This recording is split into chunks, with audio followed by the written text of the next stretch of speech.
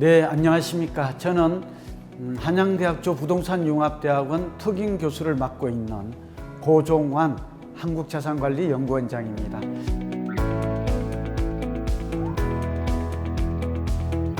오늘 함께 할 주제는 부동산을 통한 자산관리가 되겠습니다. 부동산은 종합응용과학이고 이 종합응용과학에는 경제학, 경영학, 건축학, 법률학, 지리학, 풍수지리까지 온갖 학문이 다 종합되어 있고, 이 얘기는 우리가 고민하고 직면하는 부동산 문제를 해결하는 그러한 연구의 실적이나 문헌이나 그런 보고서들이 많이 있습니다. 알게 모르게. 여러분, 성공하기 위해서는 첫째, 실패를 미리 막아야 됩니다. 그리고 우리가 또 행동 전략, 저의 강의를 듣고 여러분이 실천하고 행동해야 될 전략이 있어요. 예를 들면 올해 같으면 1주택자 같으면 좀비 아파트에서 슈퍼 아파트로, 좀비 부동산에서 슈퍼 부동산으로 갈아타는 이러한 적극적인 실행 전략, 액션 플랜을 짜야 되는 거예요. 근데 여러분, 궁금증이 남겠죠. 그럼 성장 지역을 내가 어떻게 알아요? 성장 지역을 어떻게 갈아타요? 그게 오늘 방법론이, 구체적 방법론이 지금부터 전개되고 있는 것입니다. 두 가지, 지역을 갈아타라, 상품을 갈아타라, 그리고 한 가지가 이제 지금은 살 때인가 팔 때인가 시기선택. 이게 미래 부동산 과학의 힘이다라고 말할 수 있습니다. 주택은 여러분 한마디로 말해서 일석삼조의 기능을 가져요. 주거 기능 같죠? 그 다음에 뭐예요? 투자 자산으로의 기능을 가져요. 주거 공간이자 투자 자산이자 연금으로의 기능을 가져요. 잘 고른 주택 하나 열효자 부럽지 않아요. 근데 가장 중요한 게 입지예요. 지금 나오고 있죠? 입지란 자리 잡기예요. 오늘 가장 빈번하게 사용되는 단어가 부동산은 첫째도 입지, 둘째도, 그거 모르는 사람이 있을까요? 우리가 알고 있는 입지의 그런 막연한 개념이 아니에요. 입지란 소위 요인이고 환경이며, 입지는 변화한다는 거. 그걸 자리 잡기, 장소 잡기, 플레이스라고 해요. 주거 입지는 네 가지를 꼭 기억해야 돼요. 첫 번째가 지금 나오고 있죠? 교통 입지예요. 근데 사실은 서울은 교육이 더 우선해요. 서울의 집값에 영향을 좌우하는 것은 교통보다 교육이구나. 그런데도 교통을 앞세운 것은, 우리나라 공통적인 것은 교통이고요. 앞으로 10년간 대교통의 혁명이 일어나요. 혁명, 레볼루션. 혁명이란 단어는 판을 완전히 갈아엎는 거잖아요. GTX, ABCD가 쭉 전개돼 나와요. 신안산선하고. 그러니까 20년 동안은 서울에 3차 교통의 대혁명이 일어나고 새로운 신설 역세권이 정말 많이 탄생을 해요. 이거 주목하라. 이거는 앞으로 얘기할 미래 가치와 연결이 돼요. 그러니까 입지 가치는 내재 가치예요. 입지 가치는 땅의 가치예요. 그리고 우리가 보이는 것은 건물에 보인다는, 건물은 표면적 가치, 외재적 가치이고, 토지는 등기부등본에 숨어있는 내재 가치이고 심층 가치예요. 근데 입지는 뭐에 영향을 미쳐요? 내재 가치이고 토지 가치예요. 그리고 미래 가치가 중요해요. 미래 가치가 뭐냐? 현재 가치의 반대말이에요. 그래서 여러분, 오늘 저는 새로 미래에 변화되는 지역을 주목하라. 자, 교통, 교육, 주거 입지란 네 가지다. 편의시설이에요. 우리가 말하면 뭐 대형 할인점 같은 것이죠. 근데 요즘은 이게 비대면 시대가 되어서 이제는 대형 할인점에도 안 가요, 사회적 거리. 그러니까 이제 이것도 좀 쇼핑 문화가 바뀌고 있는 것이죠. 그 다음에 이제 더 중시되는 게 코로나19 문제도 있고, 지금은 미세먼지 문제 심각하지 않아요? 사람이 건강에 대한 관심이 높아졌죠? 그러니까 공원이나 산이나 강과 같은 녹지 공간이 참 중요시하게 되어 있어요. 특히 은퇴 준비자들은 주변에 산책할 수 있는 공원이나, 요즘 현대건설이 가장 비중을 두는 게 정원이에요. 아파트 단지 내 정원. 이 네 가지가 주거 입지인데, 한 가지 여기서 보탤게요. 오늘 저희 강의의 차별성, 중요한 내용. 주거 가치, 그러니까 좋은 집이란 살기 좋아야 되고 사기도 좋아야 돼요. 이 한글이 좀 어렵죠. 이거는 영어로 buy예요. 구매 가치, 투자 가치. 살기가 좋다고 해서 바로 사기 좋은 부동산이 되는 것은 아니에요. 여러분, 살기 편하다고 해서 집값이 오르는 거 아니에요. 오늘 이게 부동산의 비밀이에요. 꼭 그래요? 그러면 또 뭐가 필요해요? 투자 가치는 대지 지분이 중요해요. 토지 가치가. 그리고 미래 가치가 중요해요. 변화가 많아야 돼요. 지금 예를 하나 설명할게요. 여러분 주상복합 아파트 같은 것들이 저도 그런 곳에 살아요. 이런 곳들은 살기는 엄청 편리해요. 도곡동의 타워팰리스 같은 곳들이에요. 정말 살기 좋고 부자들의 대명사 아니에요? 부촌 아니에요? 근데 요즘 좀 오르지만 사실은 집값이 오를 때 처음에 오르지 않아요. 그 오르지 않는 이유도 지금 설명이 되고 있는 거예요. 투자 가치가 높지 않아요. 왜냐하면 68평이 대지 지분이 7평 정도밖에 안 돼요. 음마아파트, 옆에 있는 음마아파트가 쑥쑥 오르는 이유는 재건축이기도 하고 34평의 대지 지분이 16평이나 돼요. 뭐라고요? 대지 지분이 적고 땅값이 많이 오르지 않는다면 집값은 오르지 않을 수도 있다는 것이에요. 살기 좋은 것이 사기 좋은 것은 아니에요. 투자가치. 두 가지를 겸비한 부동산을 슈퍼부동산, 슈퍼아파트라고 그래요. 이제 알겠죠? 반대로 재건축은 어때요? 재건축 아파트는 지금 거주하기는 불편하죠. 불편하죠. 근데 가격은 많이 올라요. 왜 그래요? 이유를 아시겠어요? 건물 가치가 아니에요.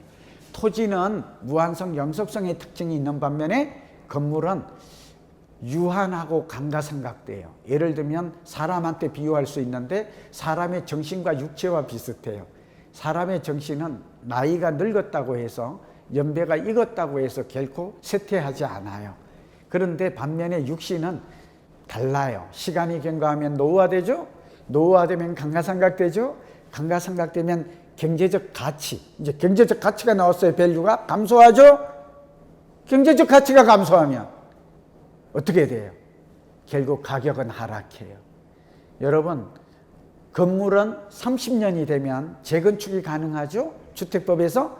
이 얘기는 30년이 된 아파트 건축물은 회계장부상에 남아있는 잔존가치, 경제적 잔존가치는 제로라는 거예요. 건물의 가치는 낡았지만 오세훈 신임시장이 재건축 재개발을 활성화하겠다고 하니까 가장 큰 수혜를 받는 게 재건축 아파트고 강남 아파트고 한강변 아파트인 거예요. 그래서 압구정 현대, 지금 잠실주공 5단지, 대치연마, 여의도 목동이 너나 할 것 없이 마구 오르는데 한강변에 있는 재건축의 상승폭이 가장 높은 것이죠. 따라서 재건축은 살기는 불편해요. 그래도 투자 가치는 높아요. 뭐의 힘이죠? 토지 가치의 힘이다. 이해되셨죠? 재건축의 힘이다. 정책이 뒷받침되고 있다. 한강변이라는 최고의 입지 환경을 가지고 있다. 미래의 변화가 가장 많다. 이걸 우리는 오늘 공부하게 되는 것입니다. 미래 가치입니다. 미래 가치는 지역의 미래의 성장 변화 잠재력을 의미해요. 좀 어렵나요? 그러니까 지금 변화하는 게 아니에요. 앞으로 5년, 10년 동안 변화할 지역, 성장 지역인지 아닌지를 판별하는 기준, 인구가 증가해야 되고, 두 번째는 소득이 증가해야 돼요. 거주하는 주민의 소득이. 세 번째는 인프라는 교통 인프라, 문화 인프라, 산업 인프라, 상업 인프라가 변화해야 돼요. 네 번째가 행정 계획이에요. 아, 부동산 가격이 오르는 데는 변화의 요인이 있구나. 부동산의 특징은 토지 특성과 건물 특성, 아까 얘기했죠. 근데 부동산의 근본 가치는 사실은 토지예요. 여러분, 요즘 새 아파트가 뜹니다. 누구나 다 새 아파트를 좋아합니다. 사실은 똘똘한 한 채로 말할 때도 강남과 마용 성광의 중소형 새 아파트를 똘똘한 한 채의 대명사라고 합니다. 우리가 신축 아파트를 1년에서 15년까지, 구축은 16년에서 30년까지 구축이라고 그래요.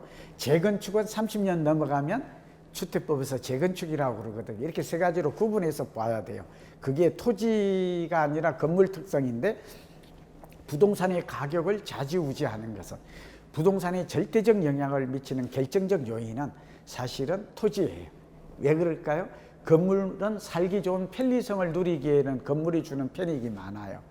그래서 부동산 움직이지 않아요. 영속성이 있어요. 부동산이 가장 큰 특징 중에 하나는 움직이지 않는다는 것과 땅은 영속된다는 것과 증가하지 않아요. 서울에 이렇게 왜 공급이 부족해요? 땅이 증가하지 않아서 그래.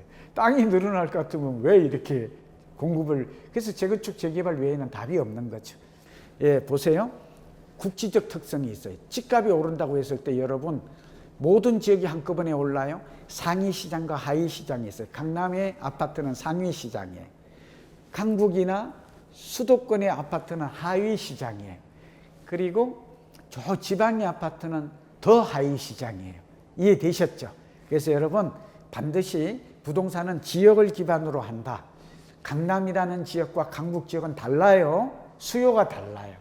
그리고 시장도 우리가 서브마켓이라고 그래서 달라요. 그러니까 예를 들면 우리나라 최상위 시장의 꼭대기에 있는 강남에 아파트가 움직여야 그 다음에 마용성이 움직여요. 그 다음에 우리가 더 변두리로 가서 노도강이니 뭐 이런 것들이 금강구, 금천, 관악 이런 데가 움직여요. 또 여기가 움직여야 어떻게 돼요? 경기도로 넘어가요. 수용성이라고 해서 수원, 용인, 성남. 또 수원, 용인, 성남이 대도시가 움직여야 시흥이니 안산이니 아시죠? 의왕 이런 데가 또 움직인다는 거예요. 지금 움직이잖아요. 뒤늦게 움직이잖아요. 이렇게 확산의 법칙이 되고 있어요. 그리고 여러분 또 하나가 기억해야 될 게 압구정에 아파트가 오른다고 해서 똑같이 소망교회 옆에 있는 빌라나 연립주택이 똑같이 오르지는 않아요. 동의해요? 압구정 신현대 살다가 열 몇 평짜리 또 빌라에 살다가 이렇게 왔다 갔다 하지를 않아요. 수요의 계층이 완전히 달라요. 동의? 다만 앞으로 서울 오세훈 시장의 재개발 재건축을 활성화한대요. 그리고 지금 활성화될 거예요. 그게 190군데가 넘어요. 요거는 오늘 설명을 못 드려요. 여러분 인터넷 들어가거나 서울시 홈페이지에 들어가면 도시재정비 사업이라고 한번 쳐보세요. 뉴타운 해제 지역이라고 쳐보세요. 재개발 가능지라고 후보지라고 쳐보세요. 100군데가 넘게 나와요. 이런 데에 빌라, 주로 빌라거든요.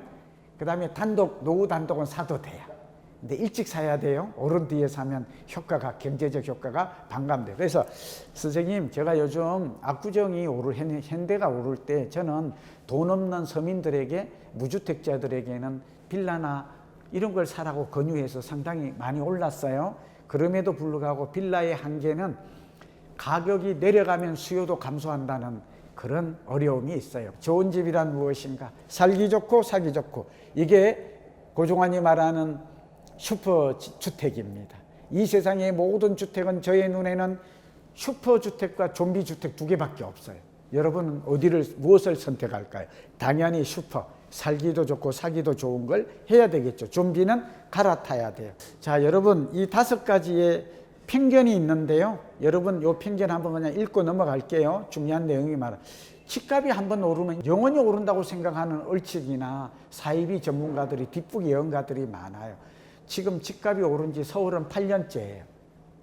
수도권은 7년째 올랐어요. 근데 우리나라 과거의 집값이 오르고 내리고 사이클 내지는 패턴을 보면 5 내지 7년 정도 오르면 4 내지 6년 정도 내리는 사이클이 주기적으로 반복됐어요. 주기적으로 반복되고 있어요.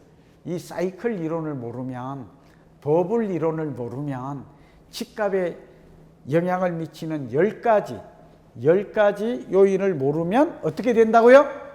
오르면 더 오른다 그러고 내리면 더 내린다 그래요. 계속 오른다는 생각은 객관적 근거와 과학적인 그런 사고가 아니다.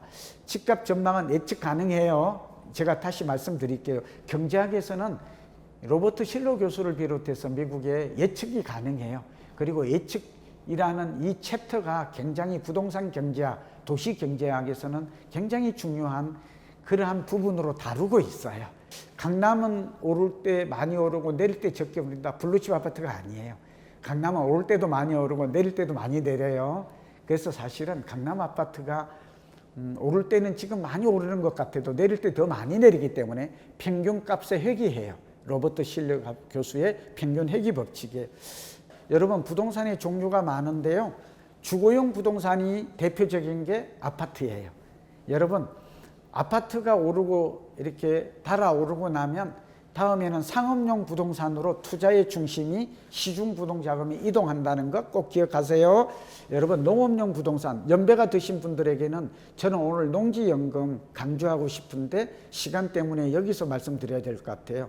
여러분 반드시 농업용 부동산이 농부가 아니어도 여러분 은퇴 후에는 농지는 10만 원, 20만 원짜리 농지는 주말 농장 겸해서 노후에 또 소일거리 또 농작물 자급자족을 또 건강관리를 위해서 반드시 관심을 가지고 나의 노후의 자산에 편입하기 바랍니다. 농지는 여러분 대도시와 신도시 부근의 농지가 유망하고요. 신설 역세권 주변이 유망하고요. 서울에서는 1시간에서 1시간 반 이내가 유망하고요. 경기도뿐만 아니라 충청권 유망합니다. 물론 강원도 일부도. 근데 저는 충청권의 토지, 만약에 행정 지금 수도 천도론이 나오잖아요. 만약 그게 세종시로 간다면 저는 대전과 세종시와 천안 부근에 농지를 반드시 사라고 권하고 싶어요. 비싼 거 사면 안 돼요. 여러분, 집값이 급등하는 원인은 굉장히 많아요. 꼭 기억하세요. 지금 문재인 정부 들어서 집값이 70%까지 급등했다는 보고서가 있죠. 통계가 있죠. 그런데 왜 올랐죠? 짧게 정리할게요. 첫 번째는 공급 부족이에요. 서울과 수도권은. 두 번째는 정책의 실수 내지 실패예요. 제가 정부 정책을 비판하는 목적이 아닌 건 아시죠? 규제 역설이라고 그래요. 저희 학계 연구계에서는 여고가를 낸 거예요. 매물을 줄인 것이죠. 그리고 이런 것들이 오히려 버티기를 한다든지, 뭐 버티기가 좋은 건 아니에요. 그리고 증여를 한다든지 이렇게 편법이 난무하면서 결국은 집값을 올리는 원인. 세 번째는 저금리와 가액 유동성이에요. 코로나19 때문에 양적 완화라고 아시죠? 우리만 그런 게 아니라 전 세계적으로 통화량이 늘어났어요. 금리를 내렸어요. 우리도 2번이나 내렸죠, 작년에. 그래서 기준금리가 0.5%가 된 것이죠. 결론이 뭐예요? 부동산과 금리는 역외관계, 반대관계예요. 금리를 내리니까 부동산이 오르는 것은 너무나 당연하다. 또 시중에 유동자금이 늘은 거예요. 과잉유동, 풍부한 유동성이 집값을, 주식시장과 주택시장, 소위 자산시장을 과열시킨 원인이 돼요. 이거는 사실은 지금 거품을 양산한 이유가 되기도 해요. 그 다음에 이제 네 번째가 뭐냐면 집값 상승에 대한 과도한 기대감이에요. 광범위한 확산이에요. 집값이 상승할 것이라는 기대감이 광범위, 어디까지 확산됐어요? 30대까지, 20, 30대까지. 지금까지 주택의 구매가 관심이 없던 사람들까지 너무 많이 오르니까, 또 전세 가격이 오르니까 집 사야 되겠다. 이러한 조바심, 자극을 한 거예요. 정리하면, 근데 앞으로는 좀 달라져요. 왜냐하면 정부가 이사 대책에서 다행히 공급을 확대, 신도시와 재건축 재개발을 활성화한다고까지는 안 했어요. 공공주도의 재건축 재개발 사업을 늘리겠다. 이제 이렇게 변창흠 전 장관께서 그렇게 한 것인데, 정리하면 오세훈 시장이 공약으로 재건축 재개발 활성화를 내걸었기 때문에 서울은 재건축 재개발을 통해서 한 24만 호 정도가 나올 것이다. 뭐 시장이 그렇게 발표했으니까 우리는 또 그렇게 알고 있고 기대해야 되는 것이죠. 근데 그렇게 본다면 앞으로 공급이 좀 늘어난다는 점에서 당장 입주가 늘어나는 것은 아니지만 기대감은 살아있고, 금리가 최근에 실질금리가 좀 오르고 있네요. 시중금리가. 금리가 오르는 것은 집값이 더 이상 추가 상승을 하기에는 한계가 있다는 걸 의미해요. 다만 전세값이 오르고 땅값이 오르고 지금 어쨌든 공급 문제가 당장 해결되기, 그러니까 주택은 단기 공급의 제한성 내지 한정성이 있어요. 장기적으로는 공급이 될 수 있어요. 그런 면에서 단기적으로는 집값이 좀 더 오를 가능성이 올해는 높다. 내년 상반기까지 이어질 수 있다. 그러나 집값이 너무 많이 오르면 버블은 언젠가는 반드시 꺼진다. 지금은 허리도 아니고 가슴도 아니고 어깨는 넘어섰고 집값이 상승한다면 저의 추정이긴 하지만 머리 정도 남았다. 지금은 이제 분양이나 상기 신도시나 이런 분양을 노리는 게 좋다라는 뒤에 결론과 맞닿아서 지금 미리 연결을 하고 있는 것입니다. 자, 부동산이 급등했던 원인들이 일부가 해소되고 있고, 사이비 전문가들, 뒷북 전문가들이 말하는 것처럼 부동산은 한번 오르면 영원히 오르지는 않아요. 10년 정도 이렇게 간 적이 없어요. 물론 역사는 새로 깰 수도 있겠죠. 못 깬다가 아니라 사이클이 있다. 많이 오르면 많이 내린다. 그리고 우리는 성장 지역으로 갈아타야 될 걸 꼭 말씀을 드려요. 근데 여기 GTX ABC가 들어서는 지역을 주목하라. 이해되셨죠? 입지가 많이 변화하는 곳을 투자하라고요.